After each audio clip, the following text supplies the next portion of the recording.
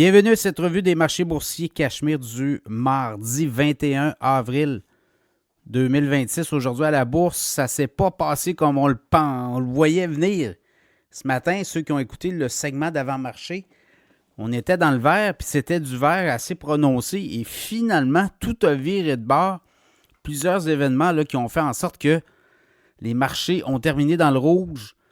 Notamment, on a eu la présence là, en audition devant le comité sénatorial sur les finances publiques, sur les banques, de Kevin Warsh, le candidat qui pourrait succéder là, à Jérôme Powell à la tête de la Fed. Et il a été pistonné, a été durement interrogé. Ça a été une discussion assez raide, là. Il a fallu qu'il se défende sa position par rapport à ce que Trump veut, baisser des taux d'intérêt. Il a fallu qu'il convainque ou qu'il puisse permettre une certaine indépendance. Est-ce que c'est le candidat? Et puis, ça se peut que sa candidature soit rejetée aussi, là, vous voyez. Donc, les démocrates, notamment, l'ont pistonné sur ses positions. Et comment il pourrait freiner les ardeurs d'un président qui voudrait baisser à tout prix les taux d'intérêt pour faire monter notamment les marchés boursiers et peut-être essayer de gagner des points à la veille des midterms, entre autres. Donc, il avait dû défendre sa position et ça n'a pas plu ça nécessairement à tout le monde. Et il y a l'histoire aussi avec l'Iran.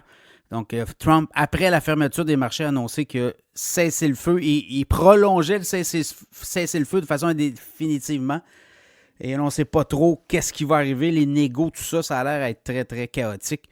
Donc, au final, à Toronto, le TSX a perdu 551 points, 33 808. Le Dow Jones, 293 points, 49 149. Le S&P 500, c'est pas une grosse débarque, là, 45 points, 7 064. On est encore en haut des 7 000 points.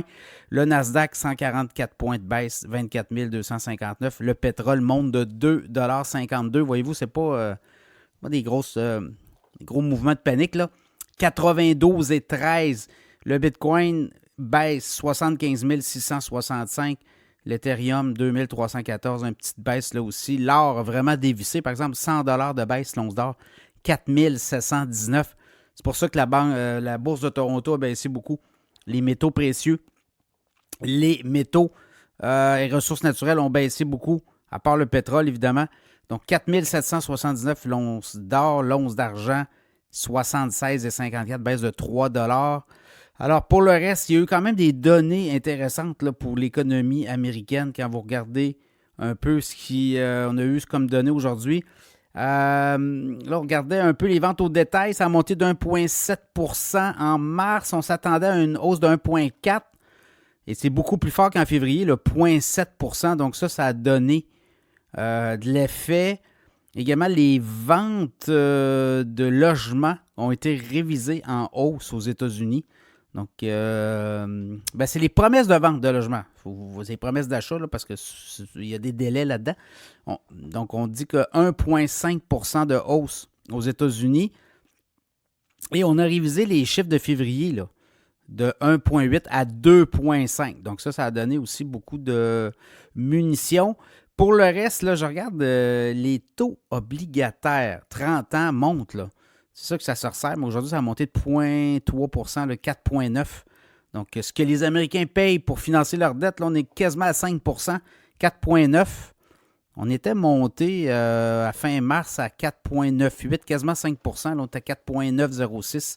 Mais quand même, tu vois, l'obligataire, là, ça se resserre de ce côté-là.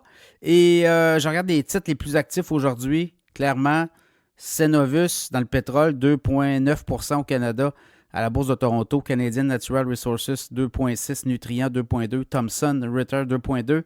ARC Ressources, 2,1 et Suncor, 1,9 du côté américain.